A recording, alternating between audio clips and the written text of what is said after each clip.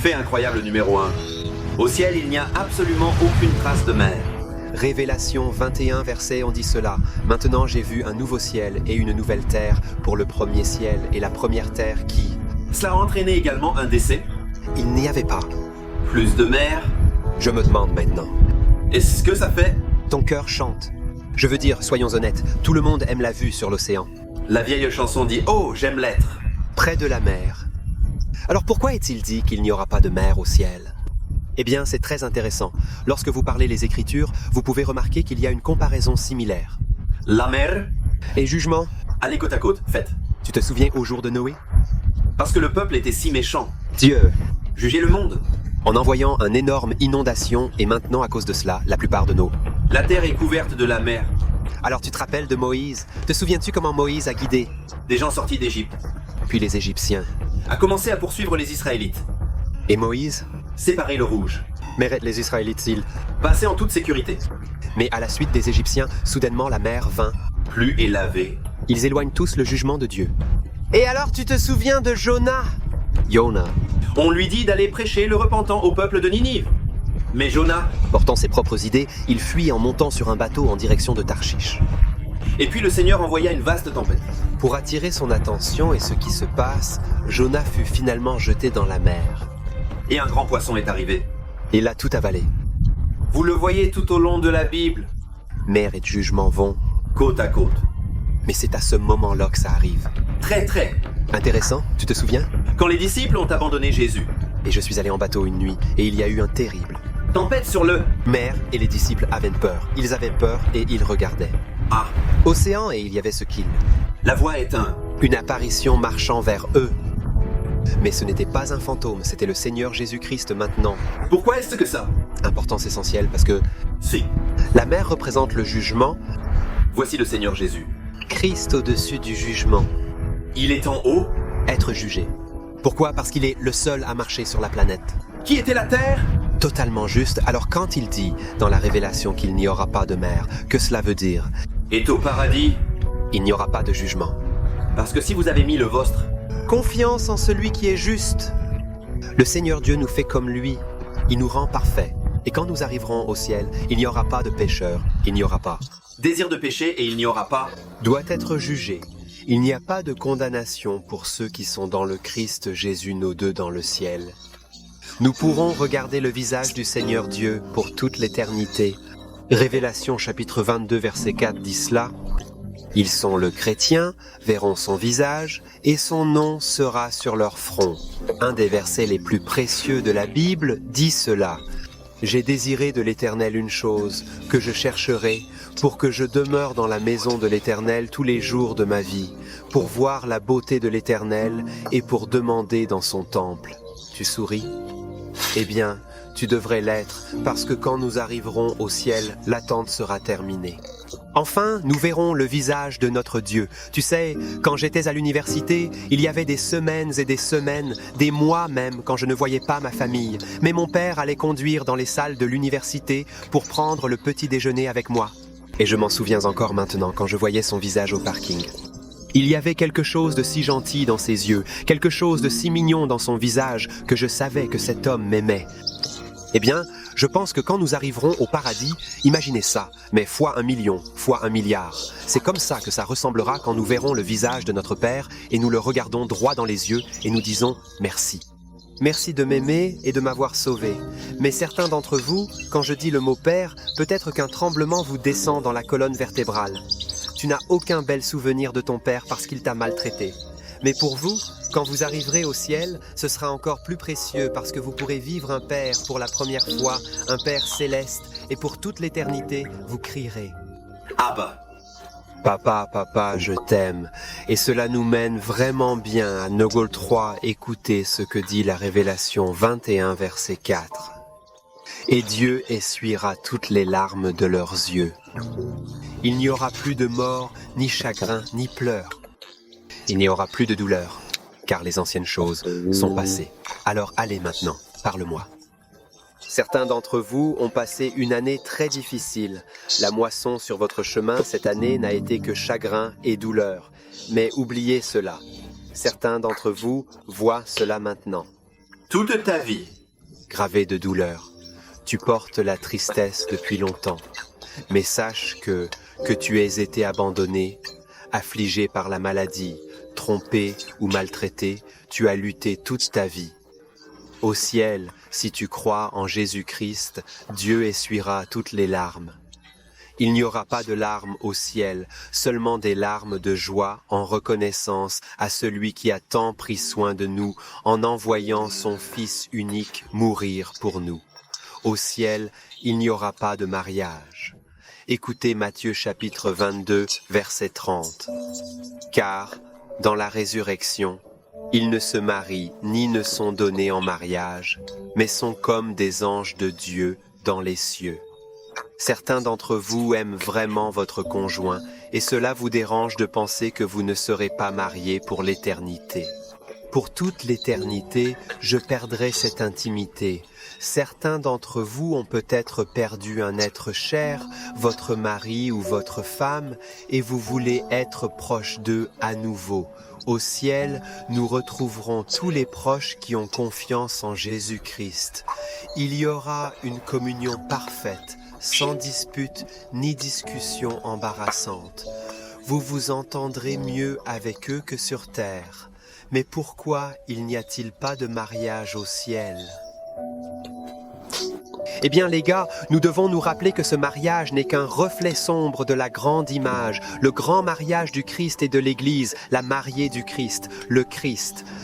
Alors pourquoi Dieu nous donnerait-il juste une réflexion alors qu'un jour nous allons recevoir la vraie chose? Vous voyez, tout au long de la Bible et des paraboles, il y a cette photo de cette fête de mariage, ce dîner de mariage de l'agneau qui va arriver un jour. Quand vous arrivez au paradis, même si vous avez aimé être marié dans cette vie, vous penserez « Waouh, c'est encore mieux parce que maintenant je suis marié à Dieu ». Et Short 5, quand nous arriverons au ciel, tous les habitants du ciel loueront Dieu pour toute l'éternité.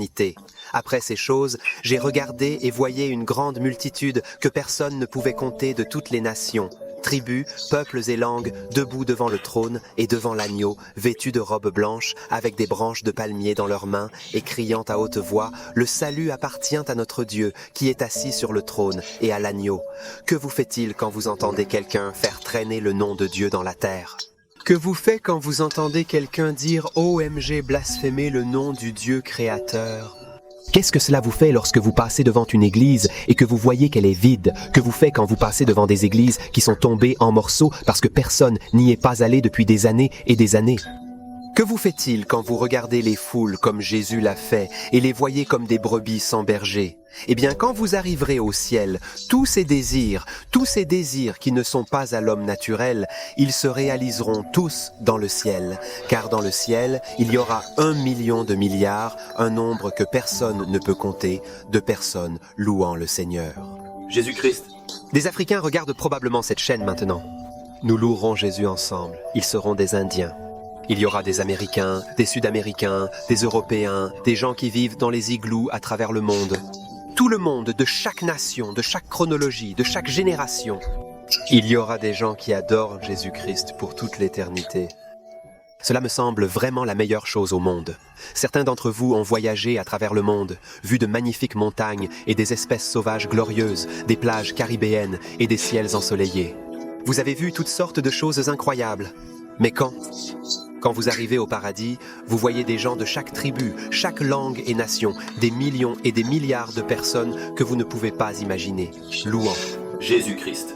Ce jour, vous vous réjouirez comme vous n'avez jamais réjoui auparavant.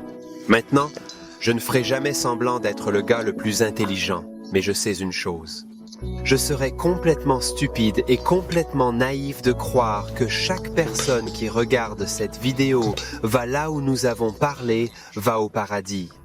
Donc, que vous ayez écouté le message 1000 fois auparavant ou que vous n'avez jamais entendu ce message, je vous supplie maintenant, veuillez regarder cette vidéo et entendre le plus grand message qui a été dit, le message de l'Évangile. La question la plus importante que vous devez vous poser est cette question. Qui est cet homme Jésus? Qui est Jésus-Christ? Je veux répondre à cette question en vous racontant une histoire vraie. Il y a plusieurs années, un aristocrate anglais appelé Sir Roger Bolter est entré un jour dans la ville de Colchester parce qu'il y avait un cirque. C'était une foire et il s'amusait, vous savez, il regardait les jongleurs, passait un bon moment, regardait les clowns. Puis il remarque que l'horloge de la ville avait commencé à sonner et un peu comme un enfant le ferait, il commence à compter les carillons de l'horloge 1023, 406, 213 parce qu'il pensait juste, n'est-ce pas, est-ce que j'entends des choses ici? Un petit homme se dirigeait vers lui et dit « Je viens d'entendre ce cuisinier-là, ça a sonné 13 fois. Avez-vous entendu ça aussi, monsieur ?» Et monsieur Roger Bolter a dit « Oui, je l'ai entendu aussi. Je pensais devenir fou, mais apparemment non. Il y avait sûrement une erreur ou quelque chose comme ça. » Il n'y aurait pas réfléchi plus, mais il avait un journal qui l'emportait partout avec lui. Et il a écrit dans son journal « L'horloge a sonné 13 fois aujourd'hui et il est parti. » Maintenant, vous devez être informé au sujet de monsieur Roger Bolter. Il n'était pas un homme qui entendait des voix la nuit. Ce n'était pas non plus un homme à avoir des rêves vifs. Cependant, une nuit, il se réveilla avec une voix bruyante soudaine disant « Allez à York, allez à York ». Et monsieur Roger Bolter a dit que c'est ridicule. Je perçois simplement des bruits la nuit. De toute façon, le matin suivant au petit déjeuner, il ne pouvait toujours pas se débarrasser de cette voix dans sa tête. « Va à York, va à York ». Il dit à ses domestiques, préparez les chevaux, nous devrions mieux partir pour York. À son arrivée à York, il y avait une grande foule de personnes se tenant là, des centaines, des milliers de personnes dans le centre-ville de York. Et il prit un homme à part et dit, pourquoi tant d'agitation? Que se passe-t-il? Et l'homme a dit, oh, n'as-tu pas entendu la nouvelle? Oh, c'est un procès pour meurtre, le dernier jour du procès aussi. Nous voulons tous savoir quel sera le résultat. Alors monsieur Roger Bolter a suivi toute la foule dans la salle de tribunal. Il ne pouvait pas voir par-dessus leur tête, mais il a entendu cette voix très faisant autorité dire « Avez-vous autre chose à dire avant que je vous déclare coupable ?» « Votre honneur, je ne suis pas coupable, je suis innocent. J'étais à plus de 400 milles de la scène du crime lorsque cela s'est produit. Je me tenais là à Colchester, et il y avait une horloge, et elle sonnait 13 fois. Un autre homme était aussi présent. Il se tenait là avec moi et a entendu. Ou s'il était ici aujourd'hui, s'il était ici, il prouverait mon innocence. » Les yeux de monsieur Roger Bolter s'éclairaient. Il a élevé la voix et a dit « Je suis cet homme maintenant. Je sais que j'étais censé venir à York. » Et lui sont descendus et il a trouvé le chemin au quai et il a dit « Regarde ici dans mon journal. Je l'ai écrit. L'horloge sonna 13 fois. » Et il y a Un murmure léger passait, le juge baissa les yeux et tout se passa à merveille. Innocent. Et c'est monsieur Roger. Boulon. Et ce petit homme est sorti de la salle de tribunal. Le petit homme fixa monsieur Roger Bolter et prononça ces mots. Tu sais, il n'existe personne au monde capable de me sauver à part toi. Il n'existe personne au monde qui puisse me sauver à part toi. Ami, il n'y a qu'un seul homme qui peut vous sauver du péché et des conséquences de celui-ci, et c'est l'homme-dieu, Jésus-Christ. Voici comment cela fonctionne. Regardez attentivement comme vous le voyez, j'ai une alliance à mon doigt, ce qui signifie que je suis un homme marié. Penses-tu que j'ai déjà fait pleurer ma femme auparavant? Qu'en penses-tu? Penses-tu que j'ai déjà fait pleurer ma femme auparavant? Je l'ai fait. Tu vois ses yeux. Pensez-vous que ses yeux ont déjà regardé quelque chose? Que si je pouvais vous montrer les choses que j'ai regardées parfois, je serais totalement gêné. Qu'ils ont, pensez-vous? Tu vois ces poings ici? Pensez-vous que ces poings ont déjà frappé quelqu'un auparavant? Ils l'ont fait. Mais maintenant, pose-moi cette question. Est-ce que je vais au paradis?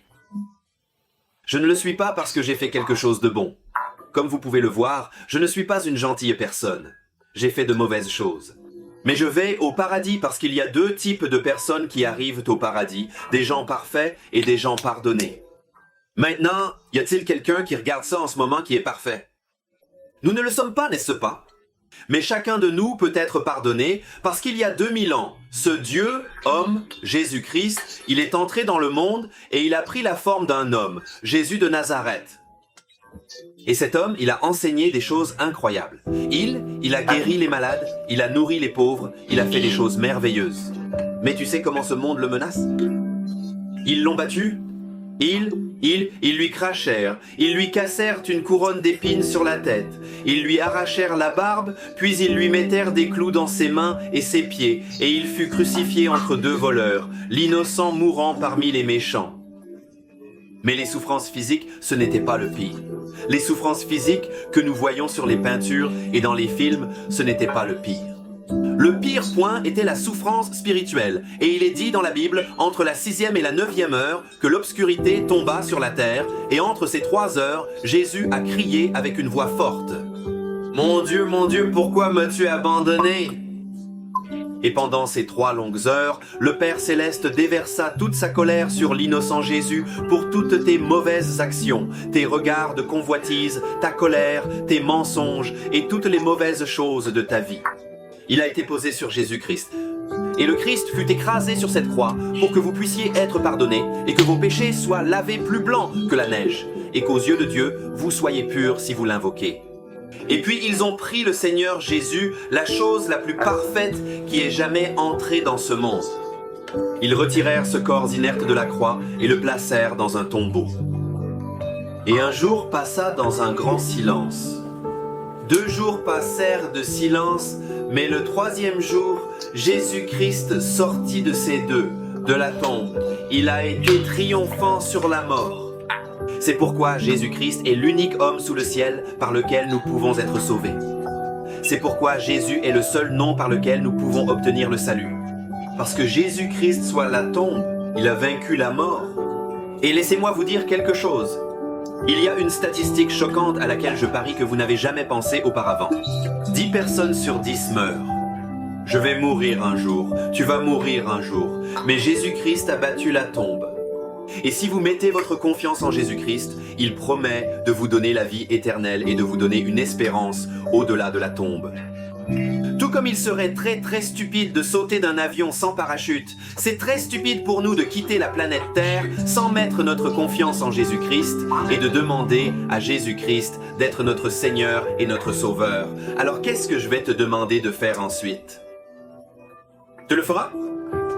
Veux-tu appeler ce Dieu, homme, Jésus-Christ, et dire « Seigneur, j'ai fait des choses terribles contre toi, ô Dieu, et je veux être pardonné. » Je sais que je ne peux pas gagner le chemin au paradis. Le ciel est un don, pas une récompense. Il n'y a pas beaucoup d'actions que nous puissions faire pour gagner la faveur de Dieu. La seule façon de nous arriver au ciel est de mettre notre confiance en Jésus-Christ et de demander que notre saleté soit purifiée parce que le sang de Jésus-Christ peut nous laver des blancs et de la neige. Alors qu'est-ce que tu fais? Tu te détourneras de tes péchés? Vas-tu changer d'avis?